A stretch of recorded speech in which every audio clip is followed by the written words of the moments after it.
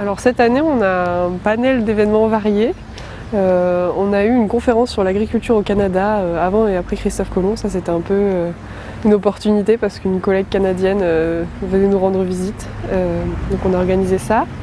Et là, c'est le deuxième événement, c'est le vernissage de notre exposition Le Chant des femmes, qui est une exposition qui a été faite par l'association Parole de paysans, qui présente le portrait d'agricultrices installées en France et au Pérou. Initialement, c'était un projet qu'on avait conçu tourné vers le Pérou et la Bolivie. On avait pris contact avec des collectifs de femmes. On voulait aller travailler dans des coopératives de productrices parce qu'il nous semblait qu'il y avait pas mal d'enjeux qui étaient en cours là-bas autour des questions d'agroécologie et d'écoféminisme, et on était intéressés là-dessus à l'époque. Et puis finalement, le Covid en a décidé autrement. Donc l'expédition a débuté à Lima et puis s'est terminée très vite avec un rapatriement. Et donc finalement, c'est dans les Pyrénées qu'on est allé pendant 3 mois. Nous, en tant que femmes, dans une promo, on va dire très mixte, mais avec une petite majorité de femmes, finalement, on abordait peu la question du genre dans nos cours, et même des travailleurs agricoles qui incarnaient cette agriculture, et des travailleurs et des travailleuses. Et en fait, on avait une représentation très faussée de ce qui se passait réellement sur le terrain. Voilà, pour nous, les agriculteurs, c'est des gars en côte avec des gros tracteurs. Grosso modo, je pense que c'est un peu ce que beaucoup de gens imaginent du monde agricole. Et on s'est dit que on avait envie d'aller questionner un peu nos représentations en allant voir des femmes en quête d'autres représentations. C'est une exposition qui prend sa source dans 2 constats qu'on avait formulés à l'époque où on était encore étudiante. Donc le premier constat, c'était que nous, on venait pas du milieu agricole, et en fait, on avait une représentation du monde agricole qui était très masculine. Et puis au cours de nos études, on nous parlait peu de questions de genre dans ce milieu-là. Et donc, quand on a un peu fait des recherches, on s'est aperçu qu'en fait, c'était une profession où il y avait quand même, où les femmes étaient partie prenante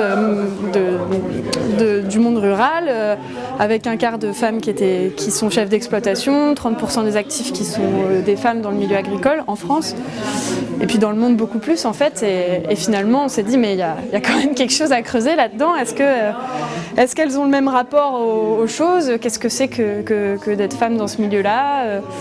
Et donc voilà, on a formulé ce projet d'aller se confronter à leur quotidien et en allant travailler avec elles et puis récolter leurs paroles.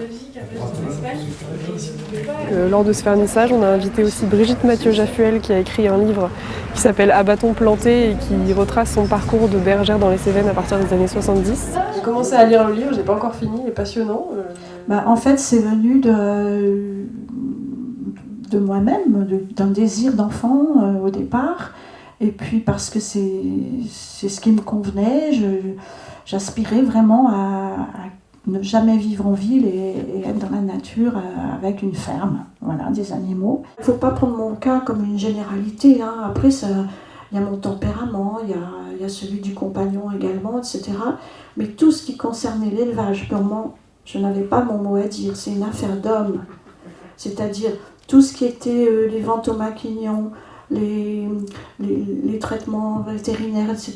Bon, moi, j'ai assisté, mais c'était lui qui gérait. Il était l'éleveur, c'était lui. Moi, je gardais, j'étais la bergère. Et c'était mon rôle. Voilà, ça s'arrêtait à ça. Et donc, je n'avais pas accès ni déjà, les registres sont apparus, on était déjà installés, entre guillemets, depuis quelques années. Au début, on n'avait pas de ce qu'on appelle les registres d'élevage, on n'avait pas tout ça. J'ai été sollicitée pour venir, pour témoigner un petit peu de l'installation de l'agriculture et de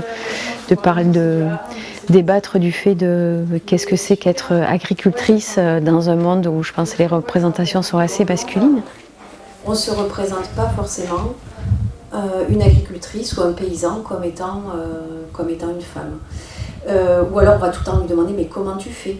Est-ce que tu es vraiment tout? Est-ce que tu arrives à le faire toute seule? Qui c'est qui vient t'aider? Je sais pas, moi, dans un magasin de machines agricoles, on m'a demandé il est où le patron. Enfin voilà, il y a des choses qui ont du mal à rentrer quand même dans le fait que des femmes puissent être agricultrices. Je dirais qu'on fait tous le même métier, que c'est pas plus dur pour les hommes que pour les femmes, parce qu'il y a des grands changements qu'on va tous subir et qui vont s'appliquer à tout le monde. La différence, c'est peut-être justement une histoire, comme je disais, de représentation. On ne s'attend pas forcément à ce qu'un chef d'exploitation soit une femme et qu'une femme puisse porter cette activité seule et le faire bien.